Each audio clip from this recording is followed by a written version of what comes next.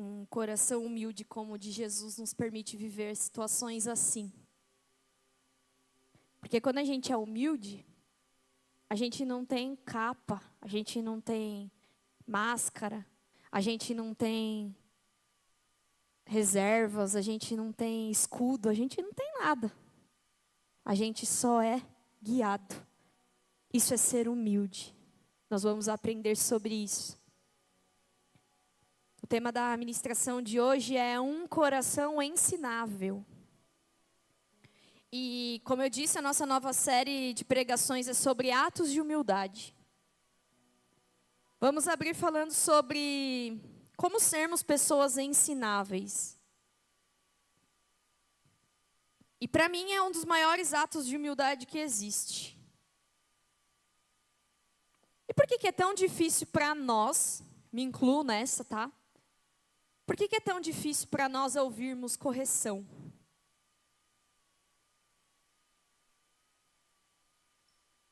Porque nós somos duros na queda, né? É confortável nós nos sentirmos seguros dentro daquilo que nós acreditamos. Dentro daquilo que achamos estar correto. Isso acaba gerando em nós um senso de proteção. Quem aqui conhece alguém que tem dificuldade de ser corrigido? Eu conheço. Eu conheço. E nem é maldade, tá, gente? É porque o nosso senso de justiça, o nosso senso de certo e errado é gritante. A gente gosta de ficar protegido ali, naquilo que a gente acha legal e certo. Mas eu quero te dizer que ser corrigido, ser ensinado não é exposição. E não vai te tornar inferior a ninguém. Muito pelo contrário, a correção é bíblica. E nós vamos falar sobre isso agora. Sobre termos um coração ensinável. Um coração humilde, como o de Jesus. Eu não sei se vocês já pararam para ler na palavra, no Novo Testamento. Jesus sempre reforçava que ele não tinha vindo para fazer a vontade dele. Ele tinha vindo para fazer a vontade de quem? Do Pai dele. Então, se Deus quisesse corrigir Jesus, ele podia. Porque Jesus já havia deixado bem claro que não era sobre ele, era sobre o Pai dele. E você? Você tem um coração ensinável? Não precisa se dedurar e não precisa levantar a mão. Pare e pensa. Quando você precisa ser corrigido, quando você precisa ser ensinado, é fácil. Você tem esse ato de humildade dentro do teu coração? Podemos ser ensináveis através da correção das seguintes formas. Pelo outro. Pelo nosso próximo. E aí eu queria que alguém abrisse aí em Provérbios 27, 17. 27, 17. É muito 7, né? Mas é 27, 17. Abriu aí? Lê bem alto para mim.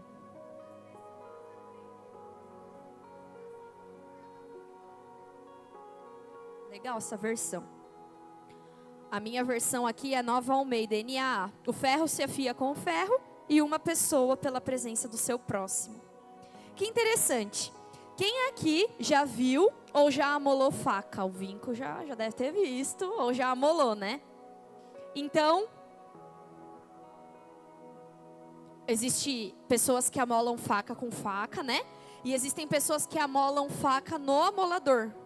Mas ambos são do mesmo material da faca. Olha que interessante. O mesmo material que a faca é formada também serve para afiar ela. E é exatamente isso que a Bíblia nos ensina. Deus usa pessoas, gente como a gente, para nos preparar, para nos orientar, para nos corrigir. Qualquer pessoa? Não. Cuidado com quem você anda, ouve e olha. Nem todas as pessoas irão te afiar. Aliás, o que acontece se alguém não sabe amolar a faca?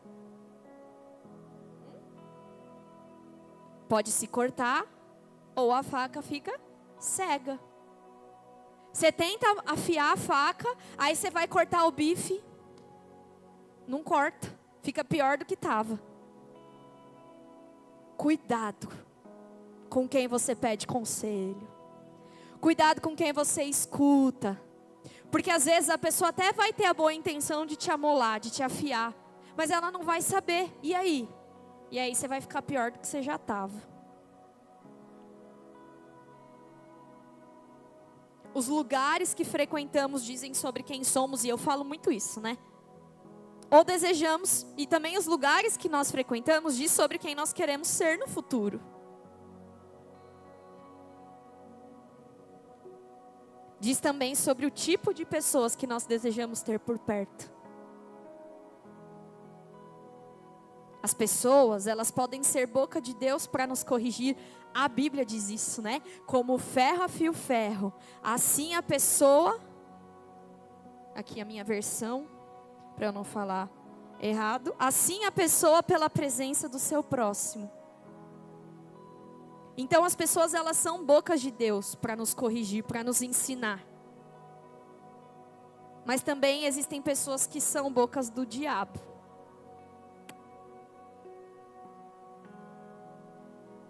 E essas pessoas que são bocas do diabo, elas não sabem afiar a gente, né? E a gente vai ficando sem corte. E essas pessoas, elas costumam alisar.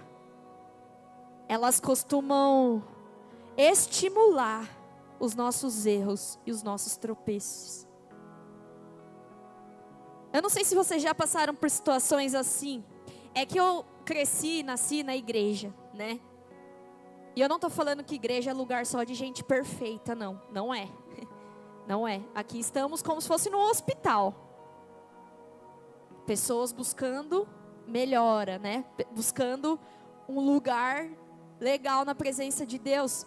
Mas para quem já foi do mundo, veio do mundo, quando você está fazendo algo de errado, tem sempre aquele ser humano que fala assim: legal, faz isso mesmo. Se te faz bem, seja feliz. Depois você resolve, depois você acerta. Não tem sempre esse ser humano que ao invés de te afiar, que ao invés de deixar a sua faca com corte, começa a te deixar sem corte? Cuidado. O que de fato você deseja? Humildade também é perceber o que a gente precisa e deixar as pessoas de Deus te ajudar a recalcular a sua rota. Ah, mas o pastor me falou aquilo e eu não gostei. Pode ser que de início você fique chateado. Pode ser que você não goste da invertida, do confronto. Mas saiba que o ferro afia o ferro precisa afiar o ferro para sair com um bom corte. A faca fica riscada, a faca fica um pouquinho gasta. Mas para ter o corte ideal, ela precisa ser afiada por um material igual.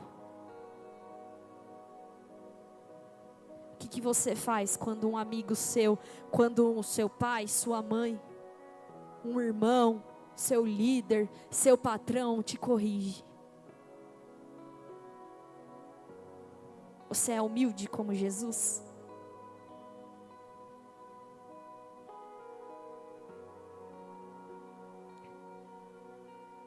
Permita-se ser corrigido por pessoas que amam a Deus, que te amam e querem ver o teu bem. Chega de mimimi. Nós somos adultos já. Aqui não tem nenhuma criança. Eu não preciso fazer uma apresentação lúdica. Não preciso trazer um fantoche para falar com vocês.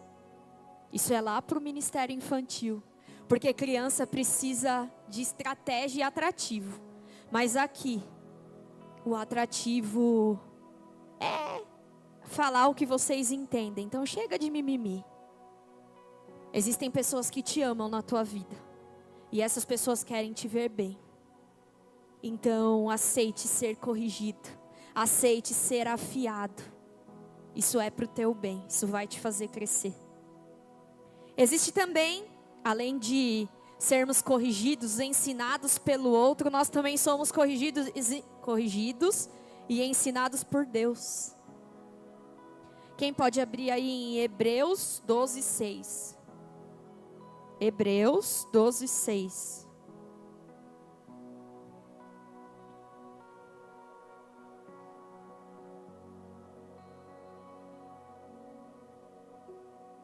Lê alto aí, Lucão.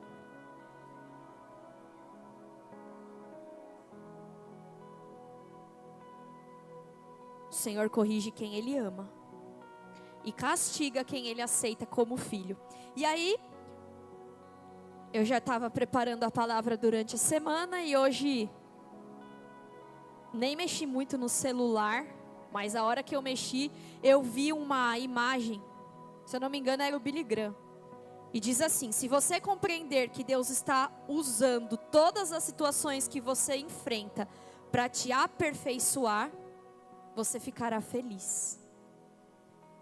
Quem aqui já ficou de castigo? Eita, todo mundo, né? Quase todo mundo. Quando eu era criança, eu sempre pensava: nossa, minha mãe fala que me ama e depois faz isso comigo. Quem nunca pensou isso, né? Pra mim era a coisa mais falsa do mundo, era minha mãe me deixar de castigo. Porque, ela fica falando que me ama, me beija, fala te amo, aí daqui a pouco vai lá e me põe de castigo. Para mim, os meus pais deveriam me deixar agir com os meus próprios desejos, né? Afinal, com 10, 11 anos, a gente já sabe o que fazer da vida, né? A gente paga boleto, a gente tem responsabilidade. Mas com o tempo a gente vai entendendo que o maior ato de amor é a correção dos nossos pais. Que doido isso, né? Se a gente pudesse ter a cabeça de hoje há uns... Quantos anos você tem aí, Lívia, para aliviar a minha aqui? Porque o meu eu vou falar 20 anos. Quantos? 16? Há 8 anos atrás, né? Que bom seria se nós tivéssemos a cabeça de 8 anos, de hoje a 8 anos atrás. Nós entenderíamos muito mais o processo do castigo. Minha mãe, ela seguia na regra, né? Se não é pelo amor, é pela dor, né? Então, eu apanhei, eu fui castigada, eu fui corrigida. E quando eu fiz um encontro com Deus, gente, tá chegando, façam, tá? Por favor, é um pedido que eu tô fazendo para vocês. Vão ao encontro com Deus. É muito bom, vocês vão amar. Setembro, amanhã começam as inscrições. Enfim, quando eu fui para o meu encontro com Deus, eu fiquei pensando: nossa, mas eu não tenho muito o que fazer aqui. Eu nasci na igreja, eu não passei por nenhum perreco, eu não sei o que eu estou fazendo aqui. E aí, em uma das ministrações do encontro, o Senhor disse para mim: agradeça a sua mãe por isso, ao seu pai por isso. Porque muitas coisas que você foi livrada na tua vida, foi graças à correção deles. Às vezes, eu tinha convite para fazer várias coisas. E eu sempre fui assim de conversar. Então, na escola, eu conversava com todo mundo. Desde o nerd até o bagunceiro. Eu sempre fui assim.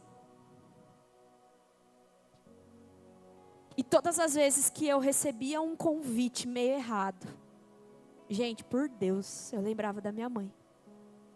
Vinha minha mãe na minha cabeça. E eu não conseguia aceitar convite nenhum. Teve uma vez que eu fui com uma confraternização, eu nunca ia, né? E a galera da empresa ficava pegando no meu pé. Ah, porque você não vai, porque você é antissocial. E aí eu falei para minha mãe, mãe, eu morava em São Paulo, Pedro aqui em Valinhos. E eu falei para minha mãe, já que eu não vou para Valinhos esse final de semana, eu vou nessa confraternização com eles. Eu fui. Aí, foi numa determinada rua lá de São Paulo. E eles fizeram uma roda. E aí eles acenderam um cigarro de maconha. E aí foi passando e todo mundo pegou e deu um trago no cigarro de maconha, né? Aí chegou a minha vez. E eu lá na roda. E eu fiquei assim. Do jeito que eu tô aqui, ó. Não quero. Não quero. Passou. E beleza, a vida que segue. Na hora de ir embora, eu fui de metrô embora com um outro rapaz que morava perto. Porque em São Paulo a orientação é não ande sozinha, né? Principalmente à noite. Então eu sempre esperava alguém que ia pro mesmo canto que eu para eu não ir sozinha. E aí, eu tava no metrô e eu tava cheirando maconha. Meu cabelo, minha roupa. E aí o que eu lembrei? Da Dona Vera. O que a minha mãe vai pensar de mim? Eu já cheguei em casa ajoelhando já. Mãe, pelo amor de Deus, eu não fiz nada. Tô brincando. Eu cheguei em casa e eu falei a verdade para ela e ela confiou, acreditou em mim, né? Eu já era mais velha também. Eu tinha uns 19, 20 anos. Mas o que eu quero dizer para vocês é que correção de pai e mãe é a melhor coisa que vocês têm na vida de vocês. Quando sua mãe te falar algo, quando seu pai te falar algo, gente, leva a sério e guarda bem isso no teu coração. Quando ela falar que vai chover, né, aquele rolê do guarda-chuva, é verdade. Leva o guarda-chuva. Mas o que eu quero dizer para vocês é que algumas pessoas também questionam dessa forma com Deus, né? Mas se Deus me ama tanto, por que Ele permite tanta coisa difícil acontecer na minha vida? Se Deus me ama tanto, por que eu sofro? Por que eu passo por alguns momentos de tristeza? Porque Deus, além de enxergar com o olho que vê tudo, Ele quer nos corrigir por meio das circunstâncias da nossa vida, igual os nossos pais. Quando eu engravidei, eu achei muito, muito legal, assim, uma pessoa me falou, você vai conhecer mais de perto o amor de Deus. Agora você vai ser mãe. Que interessante.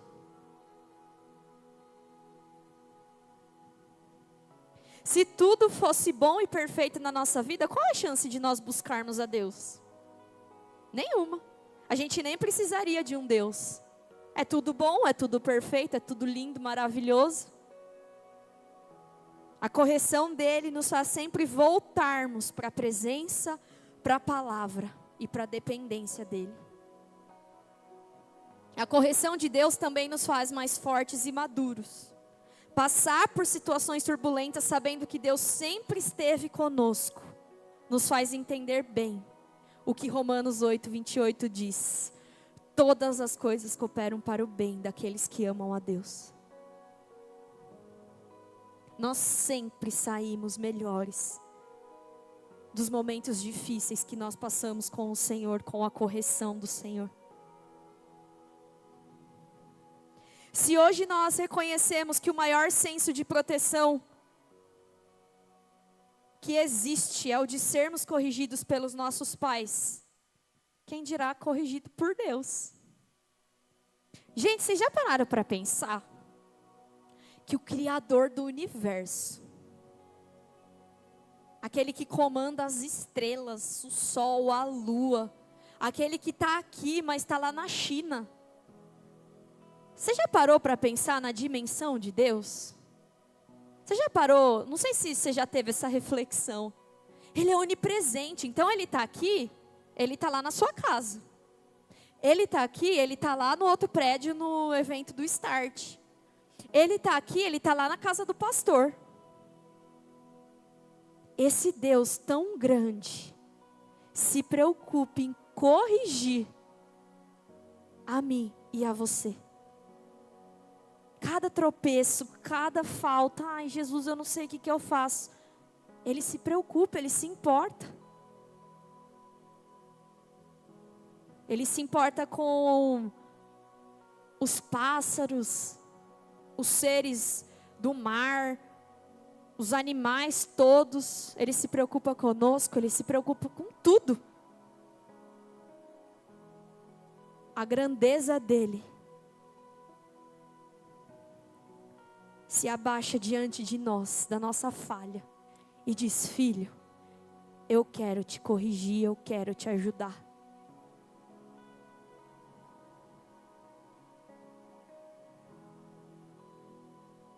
O pai corrige o filho que ama. As correções de Deus são muitas vezes difíceis, seguras e eternas. Algo que ele tem falado para mim todos os dias é que tudo que vem dele tem peso de eternidade. Então, se você quer morar com ele lá, aceite ser corrigido por ele, porque é pro teu bem. Ah, Deus não me ama, eu não quero mais falar com ele, eu não vou mais ler a Bíblia, eu não vou mais olhar tolo, bobinho. É você que está perdendo, ele não vai deixar de ser Deus. É você que deixa de crescer. Para de ser mimizento. Aceita a correção do teu próximo que te ama. Aceita a correção do teu Deus, que assim como seus pais te amam muito e querem o teu bem. E tem outro tipo de correção. A autocorreção. A nossa correção. Sermos corrigidos por nós mesmos, isso acontece, viu? Tiago 1:25. Vai 2 metros, sei com a sua voz de trovão aí. Tiago 1:25.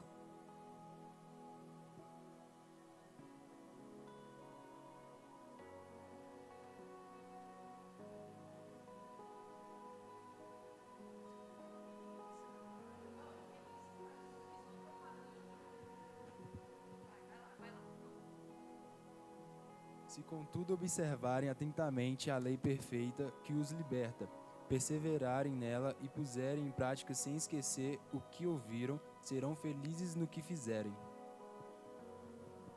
Deu para entender?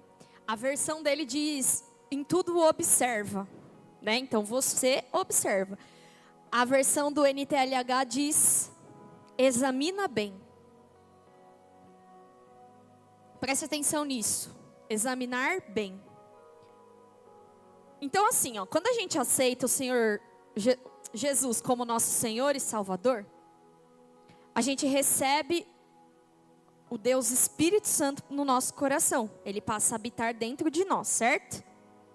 Isso já nos dá uma baita orientação de vida, né? A nossa vida passa a ser muito diferente.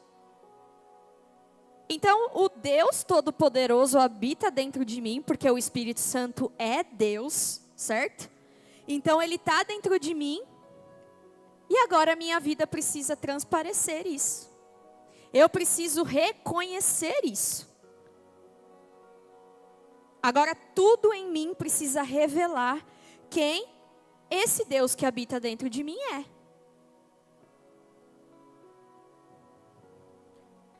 É igual quando a gente vê uma coxinha. Nossa, eu vou dar um exemplo muito doido.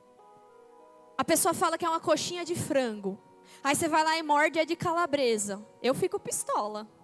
Eu já vou comendo com a cabeça que é frango. Aí eu vou lá e como é presunto e queijo. Aí não dá, né? Se você tem o Deus, Espírito Santo, habitando dentro de você, tudo em você precisa revelar quem é esse Deus, Espírito Santo. Senão, bem, é a mesma coisa de você comprar coxinha de frango e vir uma de calabresa. O que tem dentro precisa ser de fato o que é. Eu preciso viver de acordo com o caráter do Deus que habita em mim. Então, por isso que no momento da Santa Ceia, a orientação é: examine-se a si mesmo. Ou seja, se corrija, toma teu prumo, porque você precisa andar de acordo com o que habita aí dentro de você. Isso se chama autocorreção. Porque os caminhos que você percorre por aí, se você não contar para ninguém, quem que sabe? Você e Deus. A palavra diz que se a gente subir ao céu, Ele vai estar lá. Se a gente descer ao mais profundo abismo, Ele vai estar lá também. Então, se só você e só Ele sabe, a autocorreção é muito importante. Examinar bem a lei, examinar bem a sua conduta, examinar bem o que você está sentindo, o que você está pensando. Isso se chama autocorreção. Suas práticas condizem com quem Deus é? O que você faz para entender algo de errado sobre si mesmo? Sem que ninguém te fale. O Espírito Santo que habita dentro de você que revela.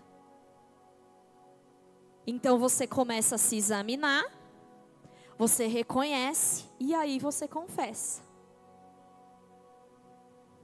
A autocorreção é muito importante. Isso gera a certeza de que Deus te ama, está te alertando e está te levando a identificar aquilo que não está legal. Você deve se examinar, você deve se corrigir, você deve recalcular a sua rota, você deve se avaliar.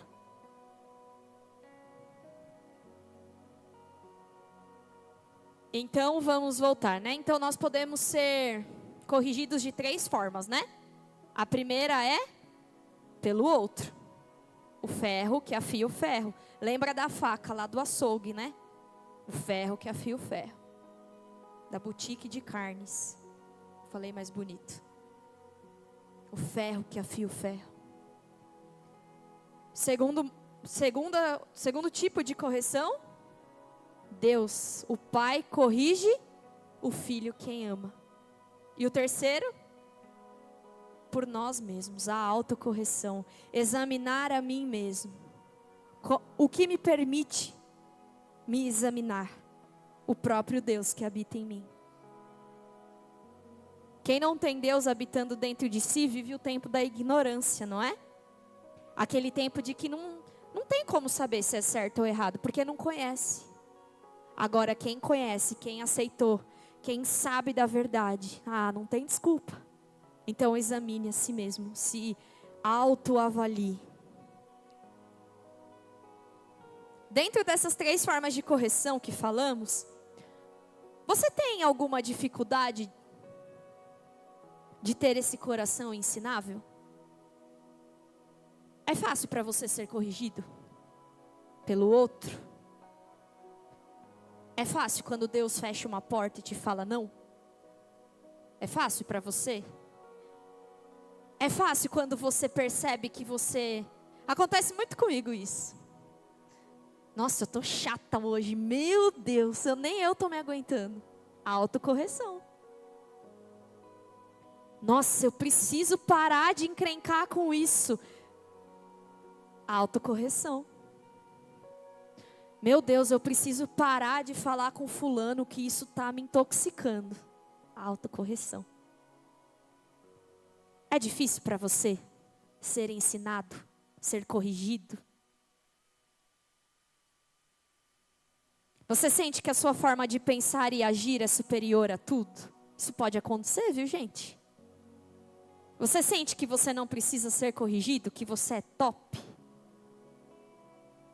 Essa noite Deus quer transformar o nosso coração e Ele já está fazendo isso. Essa palavra fala muito comigo. falou muito comigo e tem falado muito comigo.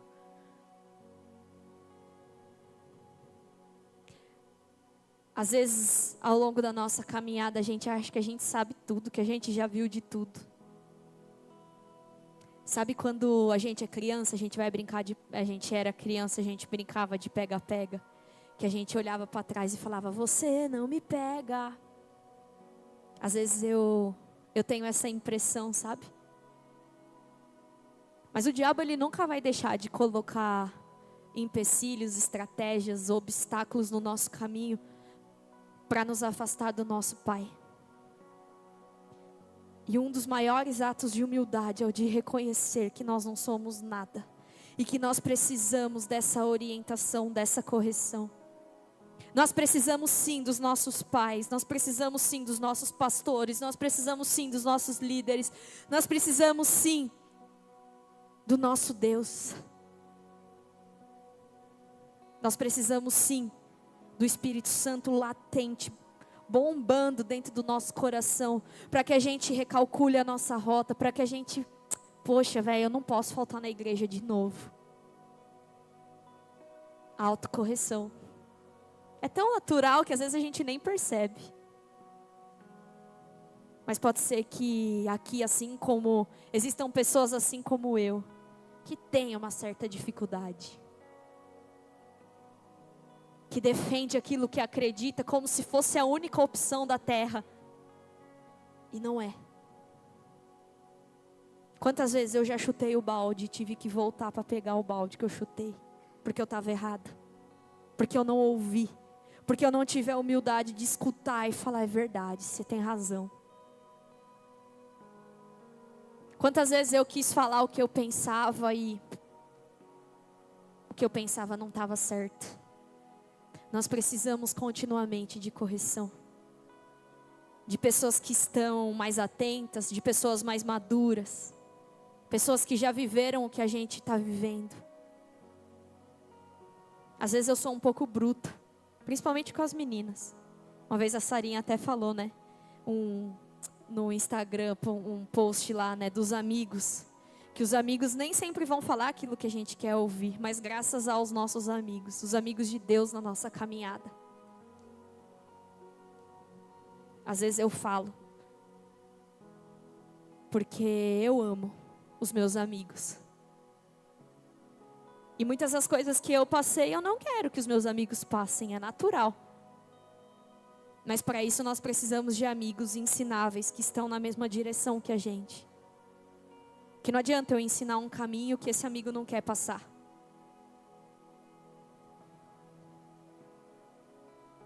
Aí, você ensina o caminho para o amigo para ir até São Paulo. O amigo vai para o lado oposto. Não quer saber do caminho que você ensinou. Aí você perde todo o seu tempo.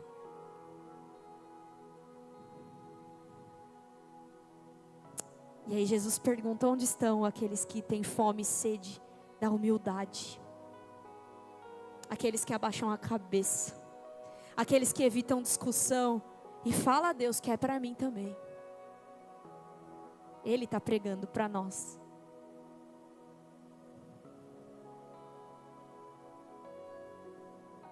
Aqueles que abaixam a cabeça, aqueles que fazem o que Tiago ensina, tardios para falar, rápidos para ouvir.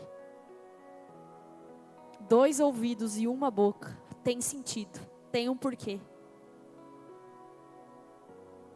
Onde estão aqueles que querem ser humildes como Jesus, com o coração ensinável? Ah, mas a minha mãe está errada. Como diz o nosso pastor, espera o barro secar. Conversa com tranquilidade, com calma. Ah, mas a Karina falou abobrinha para mim. Calma. Mas aprenda a ser corrigido. Aprenda a ser ensinado. É um princípio bíblico que nos levará a lugares altos, a lugares maravilhosos. E se você deseja isso nessa noite, eu queria te chamar de novo para vir aqui ao altar. Essa série é para você, para mim, para nós aprendermos sobre humildade.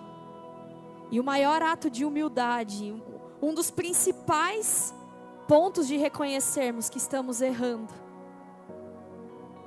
é o de darmos passos em direção a isso.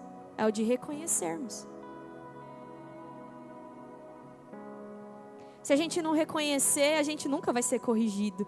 Porque a gente vai se esconder atrás daquilo que a gente acredita. Reconheça. Reconheça.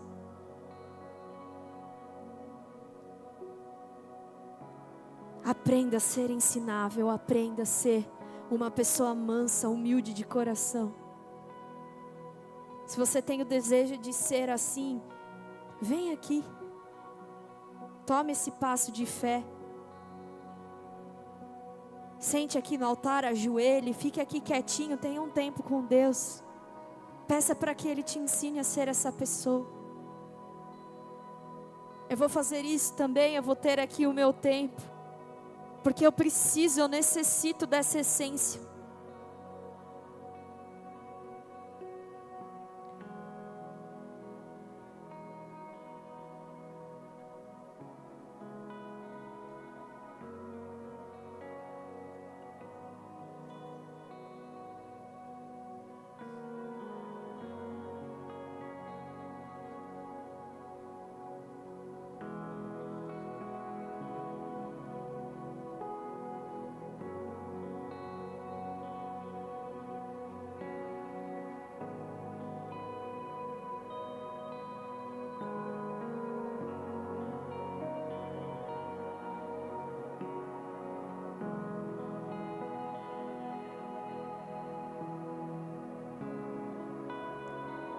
A humanidade, ela foi condenada lá na época de Adão.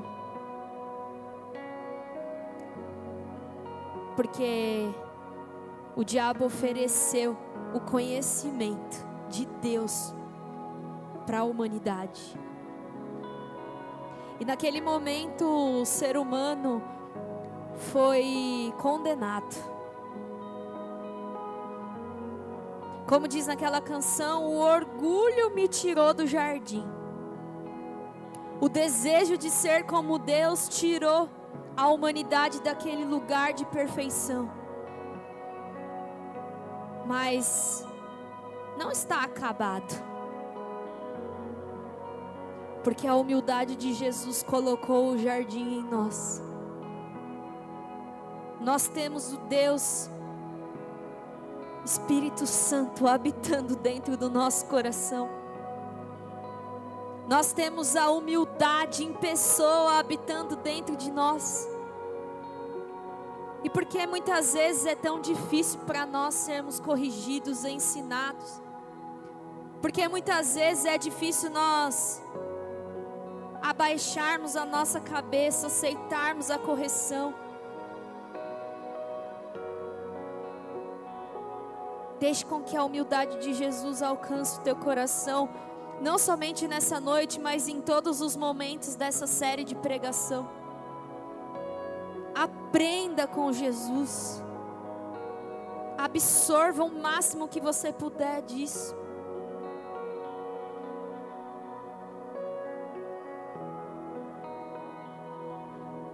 Peça perdão a Jesus se você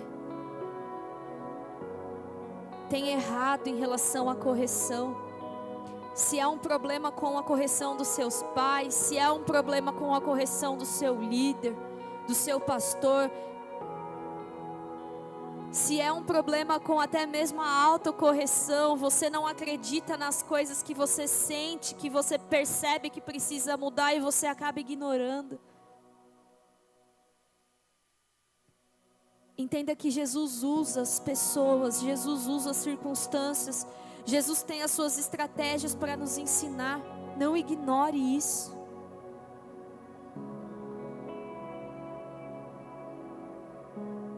Diga para Ele: Jesus, eu quero aprender contigo, eu quero te conhecer.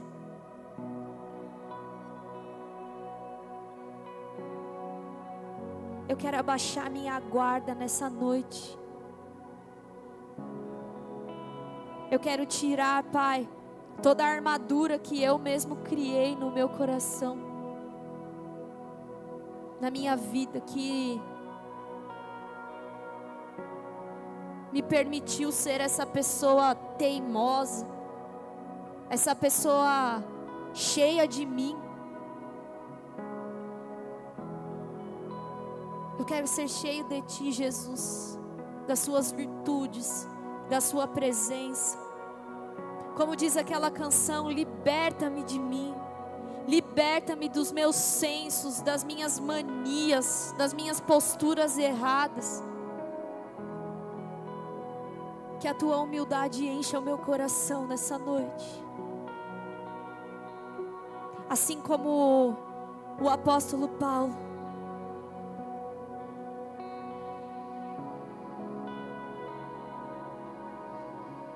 que passou a considerar tudo como perda, porque ele viu algo diferente, porque ele sentiu algo diferente. E aí quando a gente se depara com quem Jesus é, a gente acaba deixando de lado as opiniões, os nossos sensos sobre as coisas. Nós passamos a querer Jesus. Ah, mas e o que eu sinto? O que você sente passa, tudo é passageiro. Mas o que fica é aquilo que Jesus é.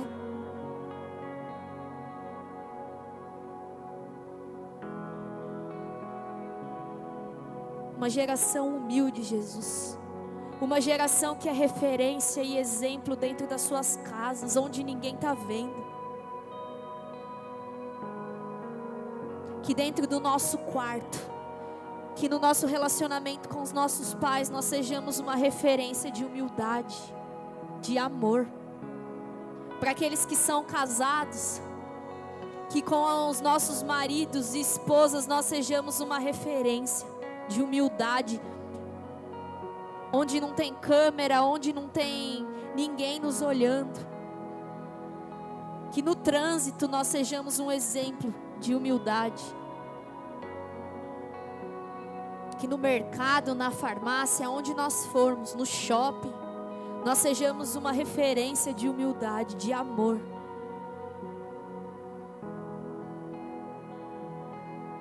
Que as Tuas correções sejam o fundamento da nossa vida. Que nós possamos dizer como Jesus: não é o que eu acho, não é o que eu penso, é o que o meu Pai diz. E se Ele está dizendo, é porque eu preciso seguir, eu preciso ser diferente. Torna essa geração uma geração humilde dentro da igreja. Que os dons e talentos que o Senhor nos der não sirvam para nós nos sentirmos orgulhosos e mais que ninguém. Porque se nós temos é porque o Senhor nos deu. Nós não queremos usar aquilo que o Senhor nos dá para nos acharmos, para agradar homens, para aparecer, para fazer performance, para fazer show. Seja no altar, seja nas mídias, seja onde o Senhor nos chamou para servir. Que nós sejamos humildes. Que nós aprendamos a ser corrigidos quando necessário. E sempre será necessário. Porque ninguém aqui é perfeito. Obrigada, Criador do Universo, por olhar por nós. Obrigada, Rei dos Reis, por nos enxergar. Obrigada, Senhor dos Senhores, Médico dos médicos. Obrigado, Deus Todo-Poderoso, por se importar com cada um de nós. Nós não temos nada para te oferecer. Nada do que nós temos se compara e pode pagar aquilo que o Senhor fez, faz e ainda vai fazer por nós. E mesmo assim o Senhor se compadece, o Senhor quer nos ensinar, o Senhor quer fazer parte da nossa vida. Obrigada, obrigada. Obrigada por ser nosso melhor amigo. Ah, Jesus. Quando nós passamos a viver a amizade contigo, nós entendemos o que é um amigo de verdade. O Senhor nos ouve, o Senhor é manso. O Senhor transforma a nossa vida, o Senhor não nos julga, o Senhor não nos empurra, o Senhor não pressiona, o Senhor só quer ter relacionamento com a gente. O Senhor não olha para as nossas falhas, imperfeições, mas o Senhor nos ajuda a superar elas. Obrigada pela tua correção. Nós somos gratos a Ti. Obrigada pelo Teu amor. Obrigada por tudo que o Senhor fez nessa noite. Nos incendiou, nos corrigiu. E a partir de hoje nós não seremos mais os mesmos. Obrigada por isso também. Nós Te louvamos e Te agradecemos por esse tempo e pelos tempos que virão ainda dentro dessa série. Nós Te amamos, Jesus. O Senhor é maravilhoso e o Seu nome sempre será digno de ser exaltado ou adorado. Que sejamos servos, que sejamos sempre, sempre rendidos a Ti. Em nome do Senhor, que nós Te louvamos e Te agradecemos, Jesus. Amém. Amém.